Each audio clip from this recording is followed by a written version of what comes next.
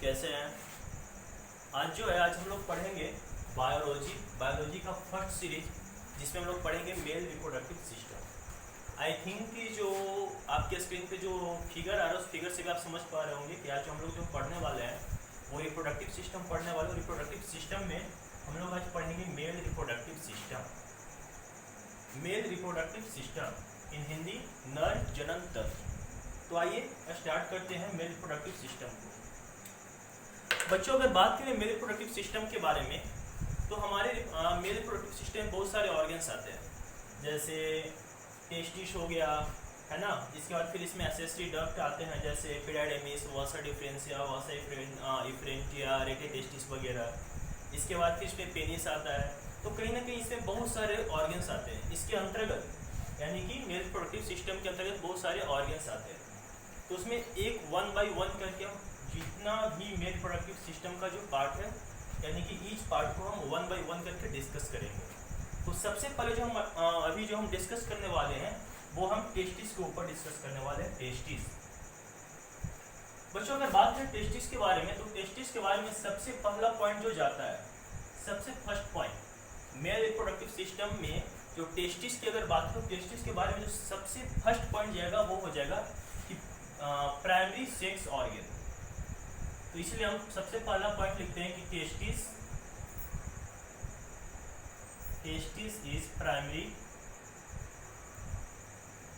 Sex organ. और अगर testis की साइज की बात करें तो इसकी साइज 4 से 5 सेंटीमीटर इंटू 2 से 3 सेंटीमीटर होती है। ठीक है, यानी कि अगर बात करें टेस्टिस के साइज की तो इसकी जो लेंथ देख रहे हैं यहाँ पर, टेस्टिस की लेंथ वो 4 से 5 सेंटीमीटर होती है। और वाइड अगर बात करें तो वो होती है 2 से 3 सेंटीमीटर, 2 to 3 सेंटीमीटर। दूसरी पॉइंट कि टेस्टिस जो होता है, आप देख सकते हैं कि इस कैविटी को हम बोलते हैं एवाइडोमेनल कैविटी।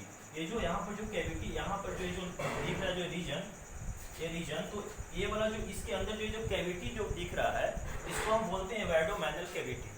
तो बच्चों, होता है क्या कि टेस्टिस जो होता है वो एवाइडोमेनल कैविटी के आउटसाइड में सिचुएटेड होता है और एक पाउच में। यहाँ पर क्या होगा कि टेस्टिस जो है वो एवाइडोमेनल कैविटी के आउटसाइड में एक पाउच में, यहाँ पर आप देख सकते हैं कि ये जो आपको स्ट्रक्चर जो दिख रहा है पाउच लाइक का, इसी के अंदर टेस्टिस सिचुएटेड होता है। इसके अंदर टेस्टिस जो होता है वो सिचुएटेड होता है।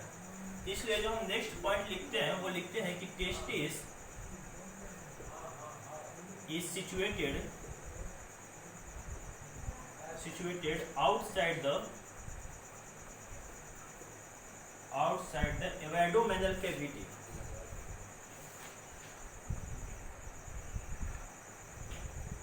Cavity in a pouch which is known as scrotum और scrotal sac।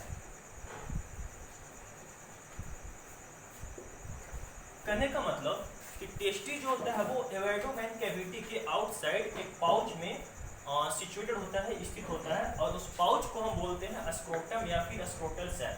आप जो अगर फिगर पे देख पा रहे होंगे तो यहाँ पर जो आपको दिख रहा है ये वाला एरिया वो क्या है, इस एरिया को हम बोलते हैं स्क्रोटम। ये होता है स्क्रोटम, इस एरिया को हम बोलते हैं स्क्रोटम, और इसी स्क्रोटम के अंदर जो होता है वो टेस्टिस सिचुएटेड होता है। अब बात करते हैं कि आखिर टेस्टिस जो है वो एवाइडोमेनल कैविटी के आउटसाइड में क्यों होता है। टेस्टिस जो होता है वो एवाइडोमेनल कैविटी के आउटसाइड में क्यों होता है, इनसाइड में क्यों नहीं होता। या फिर जैसे आपने देखा होगा कि कुछ ऐसे भी एनिमल्स हैं जिनकी टेस्टिस जो होती है वो इनसाइड में होती है, एवाइडोमेनल कैविटी के इनसाइड होती है। तो सबसे पहले बात की टेस्टिस होता है वो एवाइडोमेनल कैविटी के आउटसाइड क्यों होता है। तो इसकी अगर हम बताएं कि टेस्टिस जो है वो एवाइडोमेनल कैविटी के आउटसाइड इसलिए होता है क्योंकि टेस्टिस जो स्क्रोटम जो होता है वो टेम्परेचर को रेगुलेट करता है। एक्चुअली होता है क्या कि हमारा जो नॉर्मल जो बॉडी टेम्परेचर, उस टेम्परेचर पर स्पर्म का फॉर्मेशन टेस्टिस में पॉसिबिलिटी नहीं है। यानी कि हमारा जो बॉडी टेम्परेचर है उस टेम्परेचर पर टेस्टिस में स्पर्म फॉर्मेशन नहीं हो पाता। तो इसलिए क्या होता है कि टेम्परेचर को लो करने के लिए टेस्टिस जो है वो एवाडोमाइनल कैविटी के बाहर एक पाउच में आ जाता है। और वो कहाँ, वो उस पाउच का नाम क्या है? तो उस पाउच का नाम स्क्रोटम है। तो इसीलिए हम यहाँ पर लिख सकते हैं कि scrotum is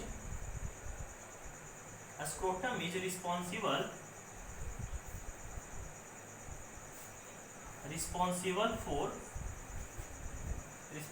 for maintenance of temperature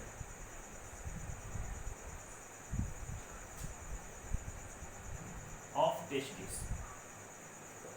यानी कि स्क्रोटम जो होता है वो टेस्टिस के टेम्परेचर को मेंटेन करता है। टेस्टिस के टेम्परेचर को मेंटेन कैसे करता है? तो क्या होता है कि स्क्रोटम जो है वो बॉडी टेम्परेचर के रिस्पेक्ट में, ध्यान से सुनेगा कि यहाँ पर जो स्क्रोटम जो होता है वो बॉडी टेम्परेचर के रिस्पेक्ट में, स्क्रोटम जो होता है वो टेम्परेचर को बॉडी के रिस्पेक्ट में क्या करता है कि वो डाउन कर देता है। वो कितना डाउन करता है? तो अप्रोक्सीमेट 2 से 2.5 डिग्री सेंटीग्रेड टेम्परेचर को लो कर देता है। यानी कि जितना हमारा बॉडी टेम्परेचर है उससे 2 से 2.5 डिग्री सेंटीग्रेड टेम्परेचर को कम कर देगा और तब जाकर इसमें स्पर्म फॉर्मेशन होने लगता है टेस्टिस में। यानी कि टेस्टिस जो है वो एवाडोमाइनल कैविटी के आउटसाइड क्यों आ गया स्क्रोटम में? तो क्योंकि वो उसे लो टेम्परेचर चाहिए होता है टेस्टिस के, और वो टेस्टिस जो लो टेम्परेचर के पर ही स्पर्म फॉर्मेशन करता है। दूसरी चीज यहाँ पर अब एक क्वेश्चन और आता है कि जब ये स्पर्म फॉर्मेशन के लिए जब टेम्परेचर को लो कर रहा है तो टेम्परेचर को लो करता कैसे है? क्योंकि आखिर टेम्परेचर लो होने के लिए कुछ ना कुछ तो इसमें होना चाहिए। तो आखिर टेम्परेचर को लो कैसे करता है? तो इसके लिए अगर हम बात करें तो थोड़ी सी हम स्क्रोटम की इसमें स्टडी करें तो आपको अगर हम यहाँ पर बताते हैं कि स्क्रोटम जो होता है वो कुछ स्पेशल मसल से लाइंड होता है। स्क्रोटम जो होता है कुछ स्पेशल मसल से लाइंड होता है और वही मसल से रिस्पॉन्सिबल होता है स्क्रोटम को कॉन्ट्रैक्शन और रिलैक्शन के लिए। होता है क्या कि आपने देखा जैसे होता है क्या कि ठंडे के मौसम में टेस्टिस जो है वो एवाडोमाइनल कैविटी के नजदीक चला जाता है और गर्मी के मौसम में जो स्क्रोटम जो है वो एवाडोमाइनल कैविटी से दूर जाता है। तो कहीं ना कहीं ये स्क्रोटम जो है ऊपर नीचे यानी कि कभी कॉन्ट्रैक्ट होता है, रिलैक्स होता है, कॉन्ट्रैक्ट होता है, रिलैक्स होता है। किस लिए होता है? तो क्योंकि वो टेम्परेचर को मेंटेन कर रहा होता है। टेम्परेचर मेंटेन किस लिए? तो स्पर्मेटोजेनेसिस के लिए यानी कि स्पर्म फॉर्मेशन के लिए। तो बात आती है कि ये जो अप डाउन यानी कि ये कॉन्ट्रैक्शन रिलैक्शन यानी कि टेस्टिस का कॉन्ट्रैक्शन रिलैक्शन क्यों होता है या फिर कैसे होता है?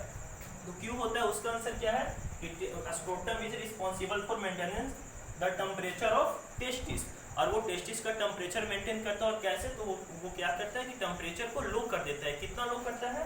तो 2 से 2.5 डिग्री सेंटीग्रेड, और तब जाकर स्पर्मेटोजेनेसिस होता है।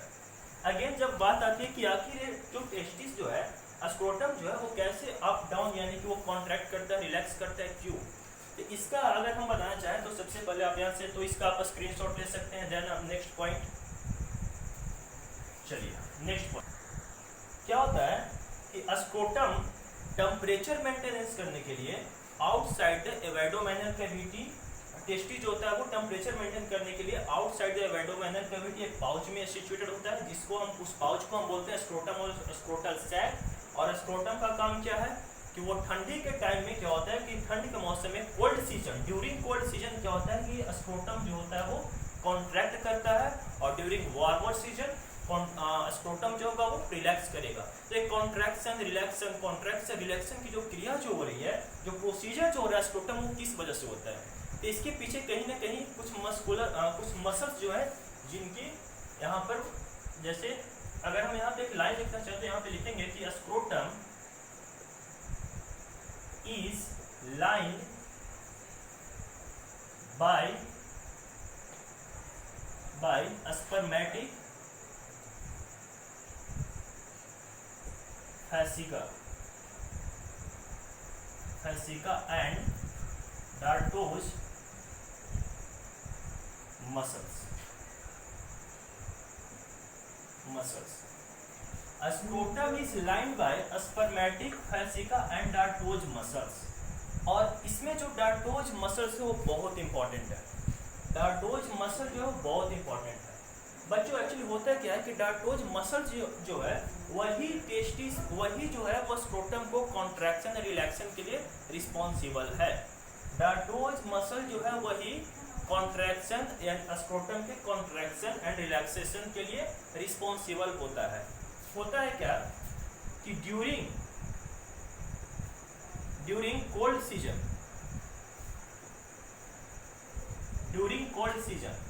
कोल्ड सीजन के टाइम में यानी कि ठंडी के मौसम में क्या होता है कि टेम्परेचर कम हो गया होता है। ठंडी के टाइम में टेम्परेचर कम है तो ऐसे भी स्क्रोटम को एबाइडोमाइनल कैविटी से ज़्यादा दूर नहीं जाना होता है।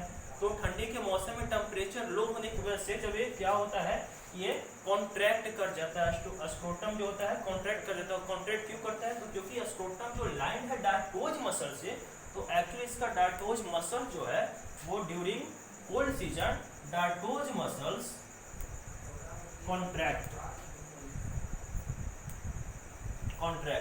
यानी कि ठंडी के टाइम में क्या होता है, ठंडी के मौसम में क्या होता है, ठंडी के मौसम में कि डार्टोज मसल जो होता है वो सिकुड़ जाता है यानी कि कॉन्ट्रैक्ट करता है। और वही जब गर्मी के सीजन में यानी कि during warmer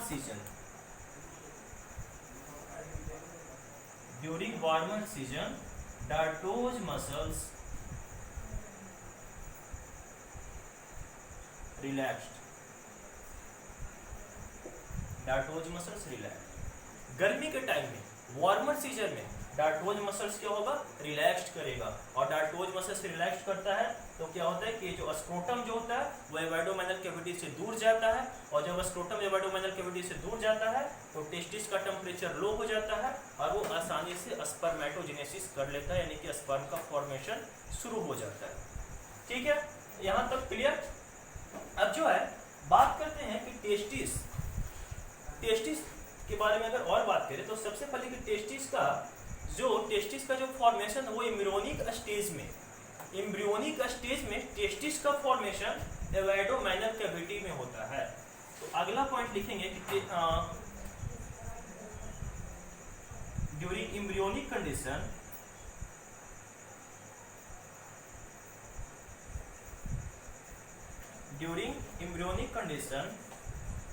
development of testes occur inside the abdominal cavity.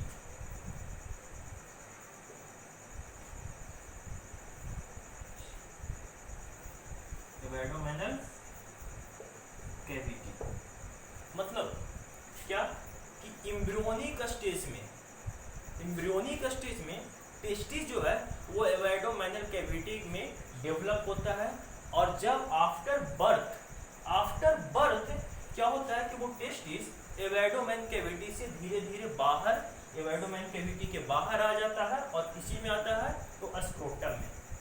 तो अब यहाँ पर बात आती है कि आखिर टेस्टिस जो है एबाइडोमाइनल कैविटी से बाहर कैसे आता है, किस रास्ते से आता है ना। क्योंकि यहाँ पर क्वेश्चंस आती है कि आखिर जो टेस्टिस जो है वो, उसके लिए अगर बात करें तो यहाँ पर आप फिगर देख सकते हैं। यहाँ पर ये जो है टेस्टिस है, येलो कलर का जो आपको दिख रहा है वो क्या है, वो टेस्टिस है। ये हो गया स्क्रोटम, ये हो गया स्क्रोटम, ये दिख रहा है। इसके बाद होता है क्या, और ये है एबाइडोमाइनल कैविटी का पार्ट, ये वाला। अब होता है क्या कि आफ्टर बर्थ के बाद, जन्म के बाद क्या होता है कि यहाँ पर एक कैनल सिस्टम बनता है, कुछ इस तरह से कैनल सिस्टम बनता है, दोनों साइड में एक कैनल सिस्टम बनता है। और वो उसी कैनल सिस्टम के माध्यम से वो टेस्टिस जो है वो एबाइडोमाइनल कैविटी के बाहर स्क्रोटम में आ जाता है। जैसे क्या है कि जैसे जमीन के अंदर जैसे क्या होता है कि कैनल, जिस तरह से जमीन के अंदर कैनल बनता है उसी तरह से एबाइडोमाइनल कैविटी के अंदर एक कैनल बनता है और इसी कैनल से माध्यम से वो टेस्टिस जो होता है वो स्क्रोटम में आ जाता है। और इस कैनल को हम बोलते हैं इंग्यूनल कैनल, इस कैनल को हम बोलते हैं इंग्यूनल कैनल।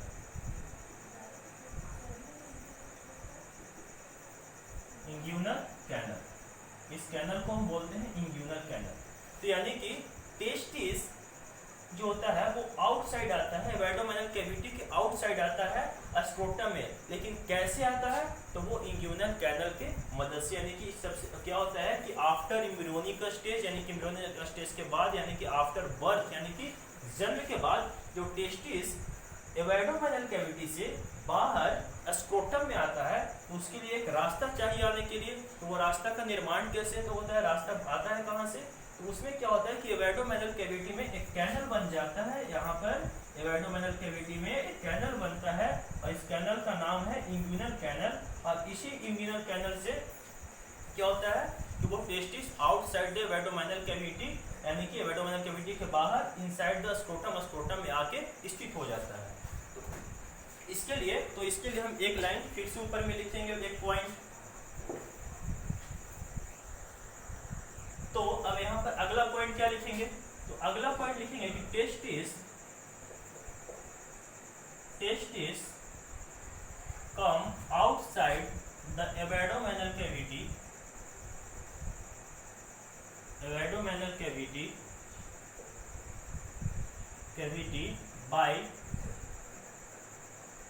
by a formation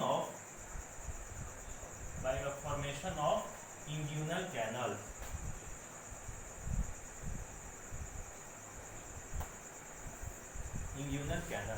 यानी कि क्या होता है क्या, एंड वो भी आफ्टर बर्थ, ध्यान रखना है कि आफ्टर बर्थ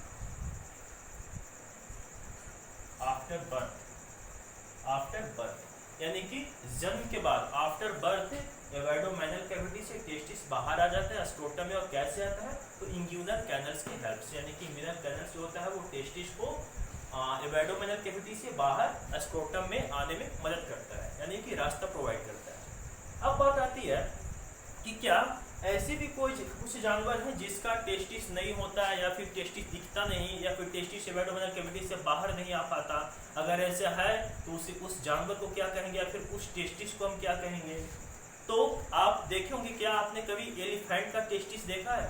नहीं, क्योंकि एलिफेंट का जो टेस्टिस होता है वो एबडोमिनल कैविटी के बाहर नहीं आ पाता। एलिफेंट का जो टेस्टिस होता है वो एब्डोमिनल कैविटी के बाहर नहीं आ पाता। और उस तरह के टेस्टिस को एक अलग से नाम दिया गया है। उस तरह के टेस्टिस जो एबडोमिनल कैविटी के आउटसाइड नहीं आते हैं, यानी कि वो एबडोमिनल कैविटी के बाहर नहीं आ पाता है, तो उस टेस्टिस को एक अलग से नाम दिया गया है, उसे हम कहते हैं क्रिप्टोऑर्किडीज।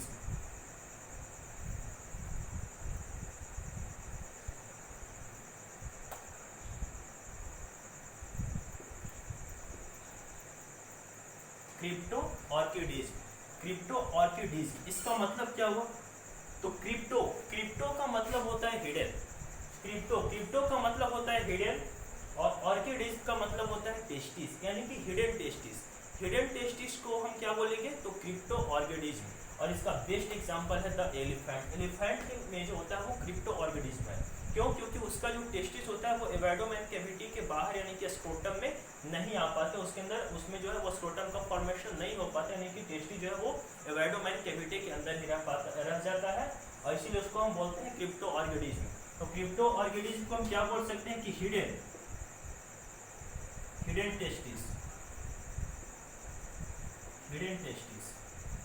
टेस्टिस, यानी कि क्रिप्टोऑर्किडीज। ठीक है। दूसरी बात, अब जो है अगर हम बात करें और टेस्टिस के बारे में, अब और अगर हम बात करें तो इसके लिए ये तो या अभी तक हम क्या क्या पढ़े, स्क्रोटम के बारे में पढ़े कि scrotum is lined by the spermatic fascia and dartos muscles.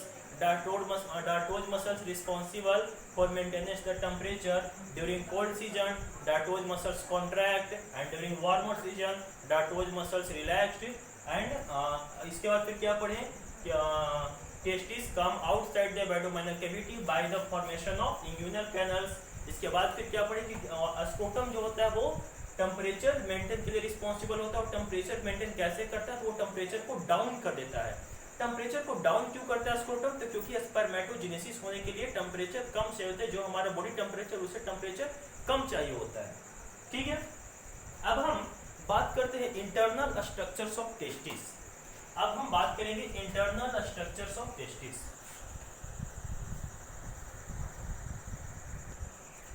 चलिए, तो अब जो है, अब हम इंटरनल स्ट्रक्चर्स ऑफ टेस्टिस का इंटरनल स्ट्रक्चर्स देखते हैं कि इंटरनल स्ट्रक्चर्स टेस्टिस का किस तरह से होता है।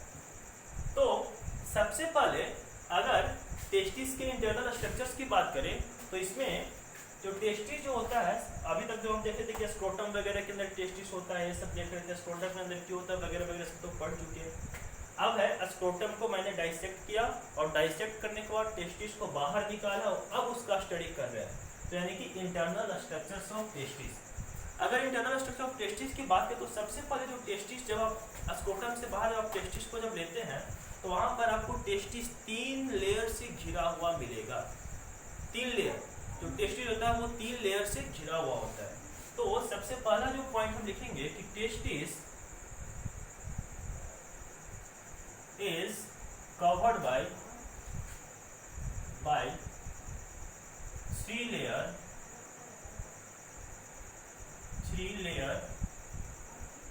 Of connective tissue. यानी कि टेस्टिस जो होता है वो, अगर टेस्टिस की इंटरनल स्ट्रक्चर्स की बात करें तो टेस्टिस जो होता है वो इंटरनली सबसे पहले 3 कनेक्टिव टिश्यू के लेयर से, 3 तरह के कनेक्टिव टिश्यू के लेयर से घिरे होते हैं। वो कौन कौन सी कनेक्टिव टिश्यू की लेयर होती है? पहला जो लेयर होती है वो होती है ट्यूनिका वेजिनालिस।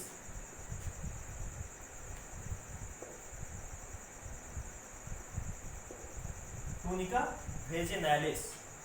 सेकेंड जो लेयर होती है, जब आप टेस्टिस को, जब आप स्क्रोटम को डाइसेक्ट करके टेस्टिस को बाहर लेंगे तो उसकी जो पहला जो लेयर दिखेगा, फर्स्ट लेयर, वो यहाँ पे देख सकते हैं कि जो फर्स्ट लेयर जो है वो, इस फर्स्ट लेयर को हम बोलते हैं क्या? तो ट्यूनिका वेजिनालिस। यहाँ पे हम लिखते हैं कि ट्यूनिका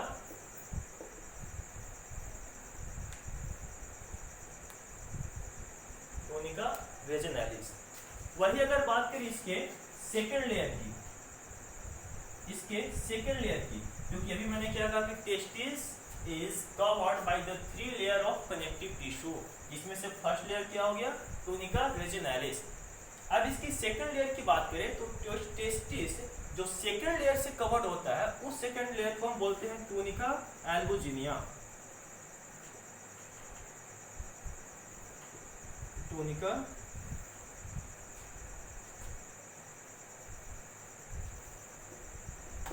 एल्बुजिनिया। यानी कि ये तो हो गया फर्स्ट लेयर। अब जो है ये क्या है? ये है सेकेंड लेयर, ये वाला है सेकेंड लेयर, और इस सेकेंड लेयर को हम बोलते हैं ट्यूनिका एल्बुजिनिया। Tunica albuginea. तो टेस्टिस का जो सेकेंड लेयर होता है, पहला लेयर कौन सा हो गया? Tunica vaginalis, and second layer tunica albuginea. अब जो है इंटरनल लेयर, सबसे इंटरनल और थर्ड लेयर बहुत इंपॉर्टेंट है। यहाँ पर जो टेस्टिस का जो इंटरनल लेयर है, सबसे इंटरनल और बहुत इंपॉर्टेंट लेयर है, तो और उस लेयर का नाम है ट्यूनिका वैस्कुलोसा। ट्यूनिका वेस्कुलोसा। ट्यूनिका वेस्कुलोसा को मैंने अंडरलाइन इसलिए किया है क्योंकि बहुत बहुत बहुत ज़्यादा इंपॉर्टेंट है। क्यों इंपॉर्टेंट है वो अभी मालूम पड़ेगा। तो सबसे पहला लेयर जो होता है वो होता है ट्यूनिका वेजिनालिस, दूसरा लेयर जो होता है वो ट्यूनिका एल्बुजिनिया, और थर्ड जो लेयर होता है तीसरा वो होता है ट्यूनिका वेस्कुलोसा। अब इसमें सबका काम क्या है तो थोड़ी थोड़ी इसके बारे में अगर मोटा मोटी में बता दूँ तो इसको ऐसे पता चले कि ट्यूनिका वेजिनालिस जो होता है वो टेस्टिस को हर तरफ से कवर करता है, लेकिन सिर्फ एक जगह पे, यानी कि एंटीरियर रीजन को पूरी तरह से कवर करता है। ट्यूनिका वेजिनालिस एंटीरियर रीजन को अच्छी तरह से कवर करेगा, लेकिन पोस्टीरियर रीजन को कवर नहीं कर पाता है पूरी तरह। क्यों नहीं कवर कर पाता है? तो जहां पर से टेस्टिस के में जाने वाले नर्व्स या फिर आर्टरीज, वेन्स वगैरह जहां से टेस्टिस में इंटर होते हैं, यानी कि पोस्टीरियर रीजन में, वहां पर ट्यूनिका वेजिनालिस आपको नहीं मिलेगा, यानी कि वहां पर ट्यूनिका वेजिनालिस नहीं होता है। तो इस बात को ध्यान रखिएगा कि ट्यूनिका वेजिनालिस जो है वो सिर्फ एंटीरियर रीजन को कवर करता है और पोस्टीरियर रीजन में वहां पर नहीं होता है जहां से टेस्टिस के अंदर ब्लड सप्लाई हो रहे होते हैं या फिर टेस्टिस के अंदर आर्टरीज वेन्स वगैरह सप्लाई हो रहे होते हैं, यानी कि वहां पर जो होता है वो टूनिका, वहां पर टूनिका वेजिनालिस नहीं होता है। सेकेंड लेयर है टूनिका एल्बुजिनिया। टूनिका एल्बुजिनिया भी इंपॉर्टेंट है, व्हाइट फाइब्रस कनेक्टिव टिश्यू का होता है, white fibrous connective tissue. Tunica albuginea जो है वो व्हाइट फाइब्रस कनेक्टिव टिश्यू का बना होता है। टूनिका एल्बुजिनिया जो है वो व्हाइट फाइब्रस कनेक्टिव टिश्यू का बना होता है। और टूनिका एल्बुजिनिया जो है वो टेस्टिस को एंटीरियरली एवं पोस्टीरियरली दोनों तरह से इसको कवर करता है। टूनिका एल्बुजिनिया जो है वो टेस्टिस को एंटीरियर एंड पोस्टीरियर दोनों साइड से वो कवर करता है। ठीक है, इसके बाद में अगर बात करें तो जो अगला लेयर है वो टूनिका वेस्कुलोसा, यानी कि सबसे इंटरनल लेयर। यहाँ पे कुछ ज़्यादा कचरा हो चुका है, इसलिए मैं थोड़ा इसको मिटाने की कोशिश करता हूँ। और यहाँ पर आप देख सकते हैं जो ये रेड जो दिख रहा है, ये वाला पार्ट जो आपको दिख रहा है रेड, थोड़ा सा लाइटिंग कीजिएगा सर। ये जो रेड जो पार्ट दिख रहा है, रेड पार्ट यहाँ पर, इसी रेड पार्ट को हम बोलते हैं टूनिका वेस्कुलोसा। इस वाले रेड पार्ट को टूनिका वेस्कुलोसा, इसे बोला जाता है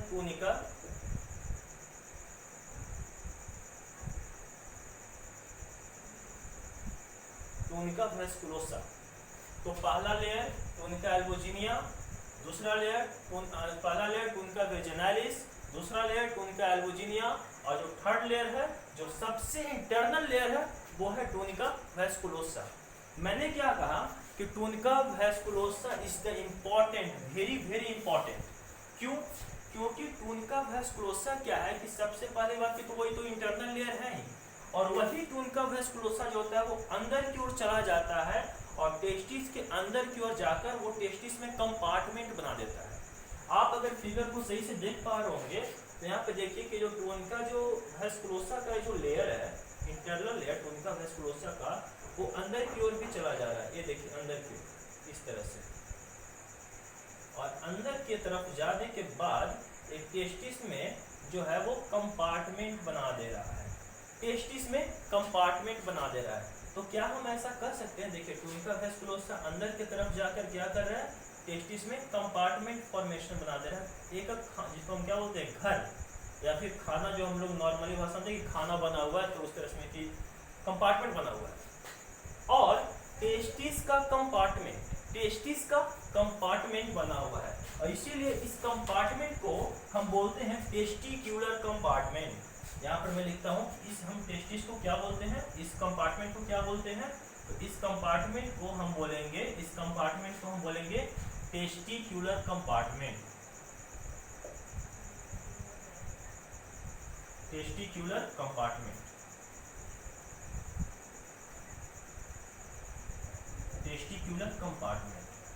तो टूनिका वेस्कुलोसा इंटरनल लेयर तो है ही, लेकिन सबसे बड़ा इंपॉर्टेंट काम क्या है कि टूनिका वेस्कुलोसा क्या बनाता है, तो टेस्टिक्यूलर कंपार्टमेंट।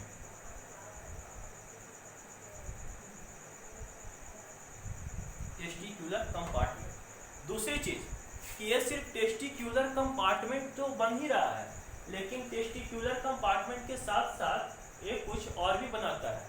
वो क्या बनाता है कि आप यहाँ से देखते हैं कि ये तो टेस्टिक्यूलर कंपार्टमेंट हो गया।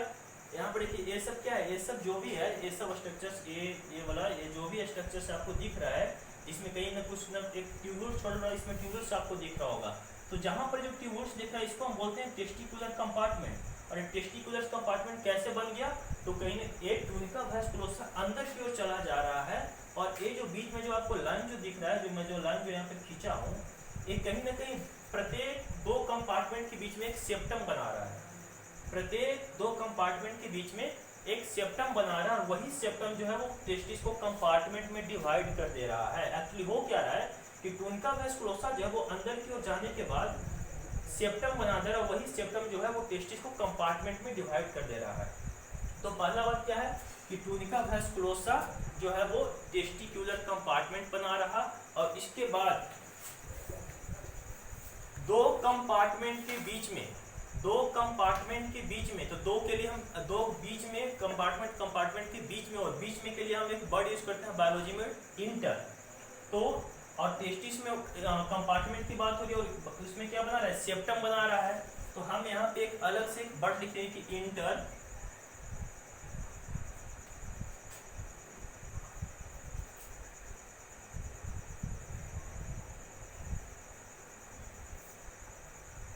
Testicular compartment septum.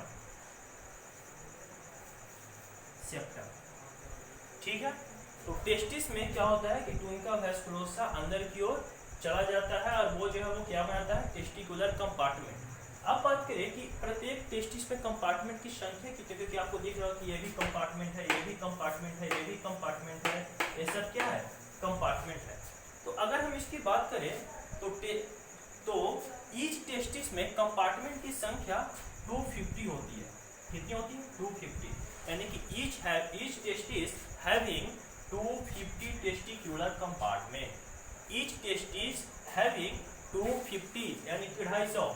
प्रत्येक टेस्टिस में इंटर टेस्टिक्यूलर कंपार्टमेंट की संख्या कितनी होती है, 250। और इस टेस्टिक्यूलर कंपार्टमेंट को एक अलग से और नाम दिया गया है और उसे हम कहते हैं टेस्टिक्यूलर लोब्यूल्स। क्या कहते हैं, टेस्टिक्यूलर लोब्यूल्स। तो मैं यहाँ पर मैं लिख देता हूँ, यहाँ पर लिख देता हूँ अलग से। यहाँ पर मैं इस तरह से एरो डाल के लिख देता हूँ। ये तो टेस्टिक्यूलर कंपार्टमेंट हो ही गया, इसका एक और नाम क्या है, तो टेस्टिक्यूलर लोब्यूल्स।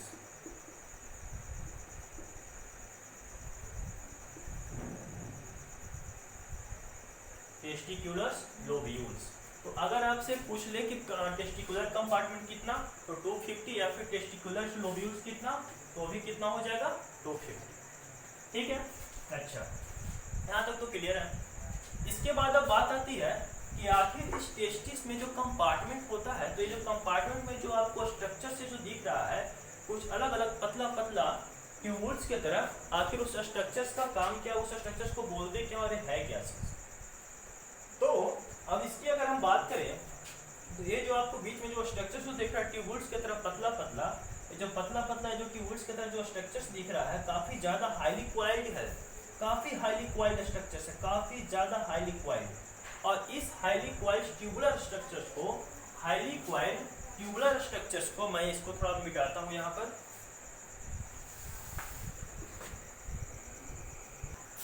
अब जो है तो ये जो सेमनीफेरस ट्यूब्यूल्स में ये जो टेस्टिक्यूलर लोब्यूल्स और टेस्टिक्यूलर कंपार्टमेंट में ये जो ट्यूब्यूल्स लाइक आपको स्ट्रक्चर्स दिख रहा है, छोटा छोटा बहुत हाईली क्वाइल्ड स्ट्रक्चर्स, इसको एक अलग से नाम दिया गया है और उसे हम बोलते हैं सेमनीफेरस ट्यूब्यूल्स। तो लिखते हैं इसके लिए, और उसमें भी सबसे बड़ी बात कि each testicular lobules having 1 to 3 seminiferous tubules. Each testicular lobules or compartment having 1 to 3 seminiferous tubules, यानी कि जितना भी आपको ये 250 टेस्टिकुलर लोब्यूल्स है वो प्रत्येक ट्यूबुल्स में 1 से 3 सेमनीफेरस ट्यूबुल्स हो सकते हैं। तो यहाँ पे एक पॉइंट लिखेंगे कि each testicular lobules having 1 to 3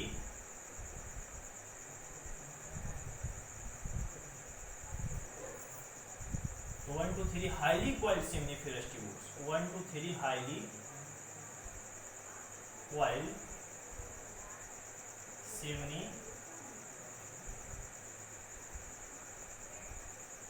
seminiferous tubules। तो ईच टेस्टिस में हाईली क्वाइल्ड सेमनीफेरस ट्यूब्यूल्स होते हैं, और कितना होते हैं, तो 1 से 3, यानी कि इसका नंबर कितना होगा, तो 1 से 3 होता है। और इसीलिए हम अगर बात करें तो कि टोटल सेमनीफेरस ट्यूब्यूल्स की संख्या कितनी होती है, तो लगभग 750 से 1000 के अप्रोक्सीमेट, 750 से 1000 के अप्रोक्सीमेट सेमनीफेरस ट्यूबुल्स की संख्या होती है। ठीक है, इसके बाद अब बात आती है कि सेमनीफेरस ट्यूबुल्स काम क्या करता है किस लिए, इसका काम क्या है यहाँ पर। तो सेमनीफेरस ट्यूबुल्स का सबसे जो मेन काम है, सबसे इंपॉर्टेंट काम है, वो है कि सेमनीफेरस ट्यूबुल्स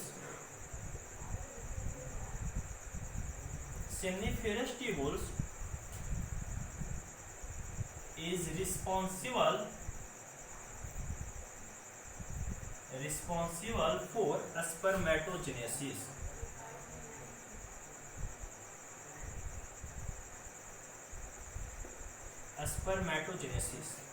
स्पर्मेटोजेनेसिस के लिए सेमनीफेरस ट्यूबुल जो होता है वो स्पर्मेटोजेनेसिस के लिए रिस्पॉन्सिबल होता है।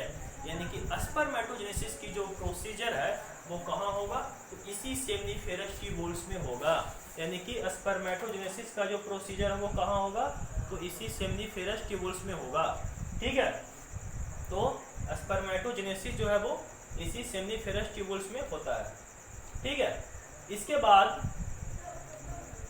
हाँ, इस वाले फिगर में आप सही से देख सकते हैं, इस वाले फिगर में आप सही से देख सकते हैं कि यहाँ पर आपको ईच कंपार्टमेंट में यहाँ पर हाईली कॉइल्ड सेमनीफेरस ट्यूबुल्स आपको दिख रहा है। ये जो है क्या है, ये सेमनीफेरस ट्यूबुल्स, ये जो हाईली कॉइल्ड जो स्ट्रक्चर दिख रहा है सेमनीफेरस ट्यूबुल्स है। ये सब क्या है, सेमनीफेरस ट्यूबुल्स है। तो इसीलिए मैंने यहाँ पर लिखा है, और हाईली कॉइल्ड है, बहुत ज्यादा टेढ़ा मुड़ा हुआ, बहुत ज्यादा टेढ़ा मुड़ा हुआ है। तो इसीलिए मैंने लिखा है कि each testicular lobules having 1 to 3 seminiferous tubules. और सेमनीफेरस ट्यूबुल्स का काम क्या है, तो seminiferous tubules is responsible for spermatogenesis. और स्पर्मेटोजेनेसिस क्या होता है, तो स्पर्मेटोजेनेसिस यानी कि the process of formation of sperm is called spermatogenesis. थोड़ा सा हम यहाँ पे लिख देते हैं ये भी पॉइंट, ताकि स्पर्मेटोजेनेसिस से कहीं प्रॉब्लम ना हो। तो इसको हम स्पर्मेटोजेनेसिस होता क्या है, तो लिखते हैं कि formation, process of formation,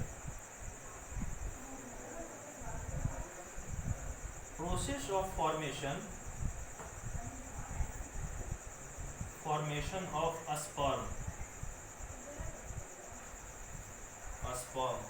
is called spermatogenesis।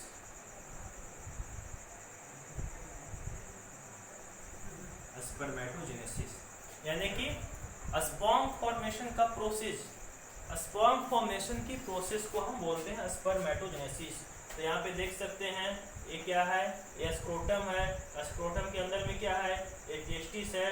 Testis को मैंने डाइसेक्ट करके यहाँ पे मैंने जूम करके दिखाया, तो आप देख सकते हैं कि टेस्टिस, सबसे पहले की टेस्टिस 3 लेयर से घिरी हुई थी, 3 लेयर कनेक्टिव टिश्यू से घिरी थी। कौन कौन सा, तो टूनका वेजिनालिस, टूनका एल्बोजिनिया एंड टूनका वेस्कुलोसा। और वही टूनका वेस्कुलोसा अंदर की ओर चला जाता है और वो कंपार्टमेंट का फॉर्मेशन करता है। उस कंपार्टमेंट को क्या बोलते हैं, तो टेस्टिकुलर कंपार्टमेंट या फिर टेस्टिकुलर लोब्यूल्स। और वो टेस्टिकुलर लोब्यूल्स वो उसमें होता क्या है, तो हाईली कॉइल्ड सेमनीफेरस ट्यूबुल्स। और each compartment having 1 to 3 highly coiled seminiferous tubules. प्रत्येक कंपार्टमेंट में हाईली कॉइल्ड सेमनीफेरस ट्यूबुल्स है। और सेमनीफेरस ट्यूबुल्स का काम क्या है, तो स्पर्मेटोजेनेसिस यानी कि इस seminiferous tubules is responsible for spermatogenesis. Spermatogenesis होता क्या है, तो the process of formation of a sperm is called spermatogenesis. Process of formation of a sperm is called spermatogenesis. अब अगर बात करें सेमनीफेरस ट्यूबुल्स की, सेमनीफेरस ट्यूबुल्स की, तो उसमें आप देखेंगे कि जो उसमें मैं आपको बता दूं कि स्पर्मेटोजेनेसिस सेमनीफेरस ट्यूबुल्स में होता कैसे है, इसके बारे में थोड़ा सा शॉर्ट बात हम और करेंगे। इसके बाद फिर नेक्स्ट वीडियो में हम डिटेल्स में बात करेंगे। एक्चुअली होता है क्या कि सेमनीफेरस ट्यूबुल्स के ऊपर सेल्स होते हैं, जिस सेल का नाम है स्पर्मेटोगोनिया, उस सेल का नाम है स्पर्मेटोगोनिया। उसके तो वो स्पर्मेटोगोनिया सेल जो है वही रिस्पॉन्सिबल होता है स्पर्मेटोजेनेसिस के लिए। स्पर्मेटोगोनिया सेल जो है वही सेमनीफेरस ट्यूबुल्स के ऊपर होते हैं, और वही सेमनीफेरस ट्यूबुल्स के ऊपर जो स्पर्मेटोगोनिया सेल होता है वही स्पर्मेटोगोनिया सेल रिस्पॉन्सिबल होता है किसके लिए, तो स्पर्मेटोजेनेसिस के लिए, यानी कि स्पर्म फॉर्मेशन के लिए। और जब यहाँ पे आप देख सकते हैं आपको यहाँ पर हाईली कॉइल्ड, ये सब हाईली कॉइल्ड जो स्ट्रक्चर जो दिख रहा है, सेमनीफेरस ट्यूबुल्स जो दिख रहा है, ये सेमनीफेरस ट्यूबुल्स कहीं ना कहीं जाकर कुछ और एक अलग ट्यूबुल्स में ओपन हो रहा है, कुछ ना कुछ कहीं ना कहीं ये जाकर कुछ एक और अलग यहाँ पर एक ट्यूबुल्स में ओपन हो रहा है, इस वाले ट्यूबुल्स, ये वाला ट्यूबुल्स। और इस ट्यूबुल्स को हम बोलते हैं रेटे टेस्टिस, इस ट्यूबुल्स को हम बोलते हैं रेटे टेस्टिस। और ये फिर और रेटे टेस्टिस, और वो रेटे टेस्टिस क्या होता है कि टेस्टिस से बाहर फिर एक ट्यूबुल्स में, यानी कि ये सब जो ट्यूबुल्स आपको ऊपर में ये सब जो दिख रहा है, ये सब ट्यूबुल्स में खुद रहा था, इसकी संख्या 10 से 20 होती है। ये जो संख्या है या इसको हम इसका एक अलग नाम दिया गया है, इसे हम बोलते हैं वासा इफ्रेंटिया। और ये वासा इफ्रेंटिया की संख्या जो होती है वो ईच टेस्टिस में 10 से 20 वासा इफ्रेंटिया होता है। यानी कि सेमनीफेरस ट्यूबुल्स के अंदर स्पर्म फॉर्मेशन हुआ, और सेमनीफेरस ट्यूबुल्स ओपन कहाँ होता है तो रेटे टेस्टिस में। रेटे टेस्टिस कहाँ ओपन हो रहा है तो वासा इफ्रेंटिया में। और फिर वासा इफ्रेंटिया जो है वो एपिडाइडेमिस, ये जो ऊपर में जो मोटा जो ट्यूबुल्स जो दिख रहा है, थोड़ा सा ज्यादा इसे मतलब इसका रेडियस कुछ ज्यादा है, तो ये जो ट्यूबुल्स दिख रहा है कहीं ना कहीं स्मॉल इंटेस्टाइन की तरह, तो इस ट्यूबुल्स को हम बोलते हैं एपिडाइडेमिस। इस ट्यूबुल्स को हम बोलेंगे एपिडाइडेमिस। अच्छा, एपिडाइडेमिस का जो ट्यूबुल्स है वो भी 3 पार्ट में डिवाइड होता है। कौन कौन सा? तो जो पहला पार्ट जो यहाँ पर दिख रहा है, पहला पार्ट इसको यानी कि हेड को, तो हेड जो होता है एपिडाइडेमिस का हेड, इसका एक अलग नाम दिया गया है, उसका एक अलग नाम दिया गया है, और इसको हम बोलते हैं कैपुट, इसका एक अलग नाम दिया गया है, और वो हम बोलते हैं एपिडाइडेमिस कैपुटा, ठीक है, या फिर कैपुट एपिडाइडेमिस। इसके बाद बाकी जो एपिडाइडेमिस यहाँ से यहाँ तक बचा हुआ शेष पार्ट जो यहाँ से यहाँ तक दिख रहे हैं, इसको हम बोलते हैं बॉडी एपिडाइडेमिस। और यहाँ पर जो ये जो पार्ट जो है नीचे में, जो सबसे नीचे में लास्ट पार्ट, उसको हम बोलते हैं काउडा एपिडाइडेमिस, ठीक है। इसका काम क्या होता है कैपुट का, काउडा का, बॉडी का, वो भी हम बताएंगे। इसके बाद एपिडाइडेमी जो है यहाँ पर जाकर देख रहे हैं कि यहाँ पर जो एक अलग काफी इसका मतलब कि काफी मोटा जो ट्यूबुल्स है, काफी मोटा, जैसे इसका डायमीटर काफी ज्यादा है। सबसे कम डायमीटर सेमनीफेरस ट्यूबुल, फिर रेटे टेस्टिस, उसके बाद फिर क्या आता है वासा इफ्रेंटिया, इसके बाद फिर उसका किसका तो एपिडाइडेमिस का, इसके बाद फिर क्या है तो एपिडाइडेमिस के बाद है वासा डिफरेंशिया। और यही वासा डिफरेंशिया जो होता है वो स्पर्म को, एपिडाइडेमिस से स्पर्म को लेके कहाँ चला जाता है तो आपके यूरेथ्रा में, यानी कि वासा डिफरेंशिया जो होगा वो इजैकुलेटरी डक्ट के पास में जाकर ओपन होगा, फिर इजैकुलेटरी डक्ट और यूरेथ्रा सब मिलके, और वो फिर कहीं ना कहीं वो जो स्पर्म जो है वो फिर बाहर इजैकुलेट होता है। तो इसके बारे में अभी और हम डिस्कस करेंगे, एपिडाइडेमिस के बारे में डिस्कस करेंगे, वासा डिफरेंशिया के बारे में बात करेंगे, वासा इफ्रेंटिया के बारे में बात करेंगे, सेमनीफेरस ट्यूबुल्स के बारे में बात करेंगे, फिर स्पर्मेटोजेनेसिस कैसे होता है, सब बात करेंगे नेक्स्ट वीडियो में। तो इसी तरह हमारे साथ बने रहिए, अब मिलते हैं नेक्स्ट वीडियो में। Thank you.